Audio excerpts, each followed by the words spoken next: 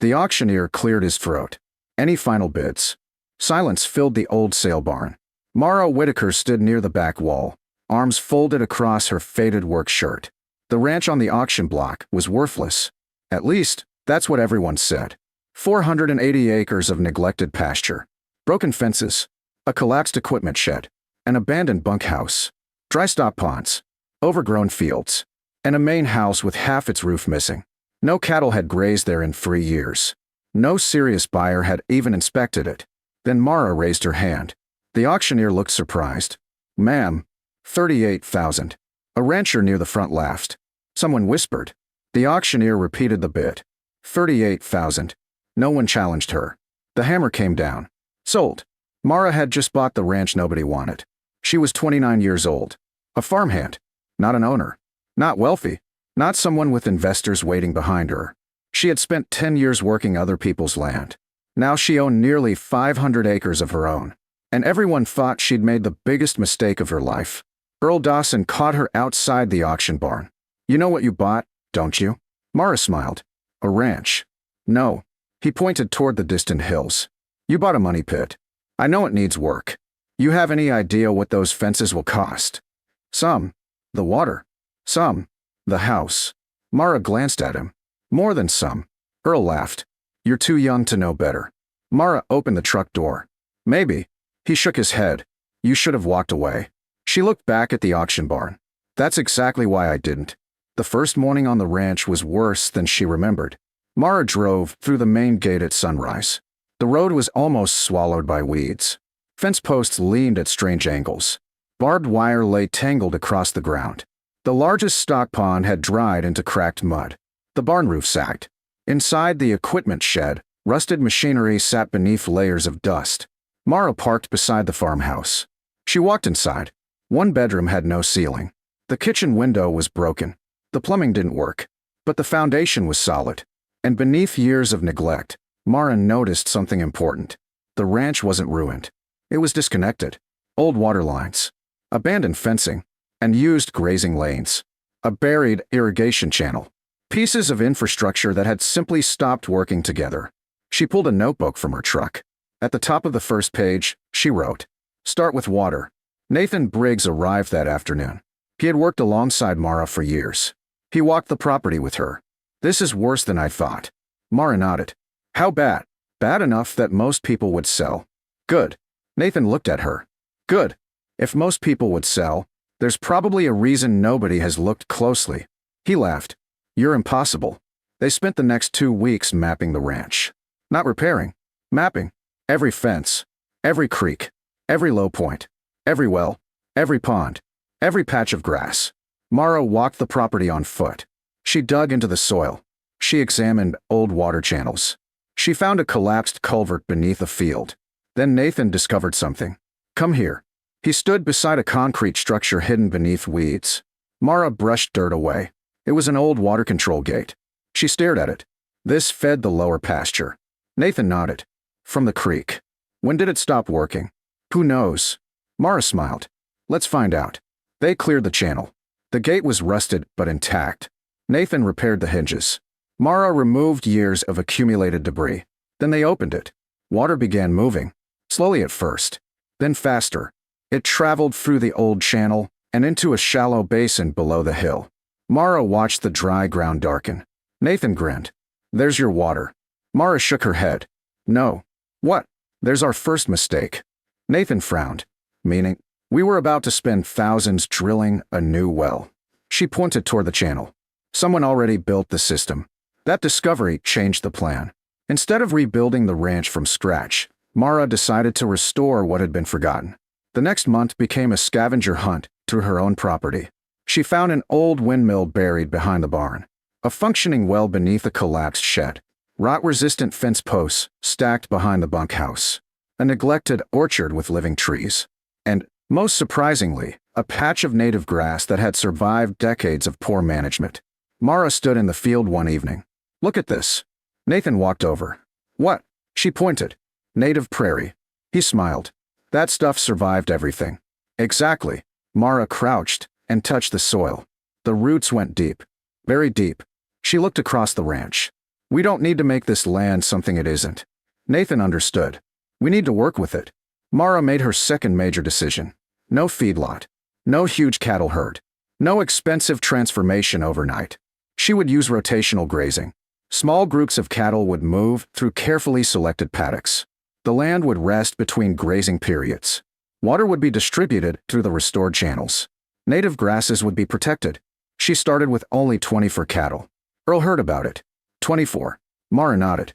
On 480 acres. For now. He laughed. You're going to make a fortune one cow at a time? Mara smiled. I'm going to make the grass first. The first grazing cycle was slow. Mara watched everything. How quickly the cattle ate. Where they congregated. How much grass remained. How the soil responded. She moved the herd before the pasture was overgrazed. Then she waited. The cattle moved to another section. The first paddock rested. Rain arrived 2 weeks later. New growth appeared. Mara smiled. The system was working. But then she noticed something troubling. One of the ranch's most important ponds wasn't filling. The restored water channel couldn't reach it. Mara traced the line upstream. What she found stopped her cold. An entire section of the original water system had been deliberately buried beneath an old access road. If she couldn't reopen it, half the ranch would remain dependent on expensive hauled water, and digging it out would require equipment she couldn't afford. Mara stood over the buried channel as the sun dropped behind the hills. She had bought the ranch because everyone thought it was worthless. Now she was about to discover whether being willing to work harder than everyone else was enough. Mara didn't call the equipment dealer. She called Earl.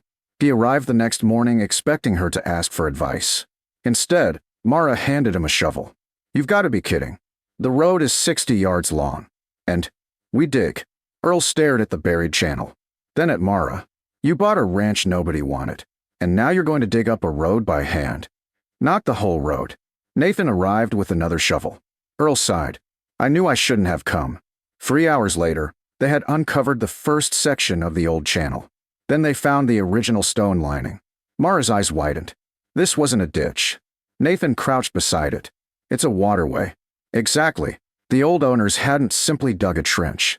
They had built a gravity-fed irrigation system using stone, clay, and carefully calculated slopes.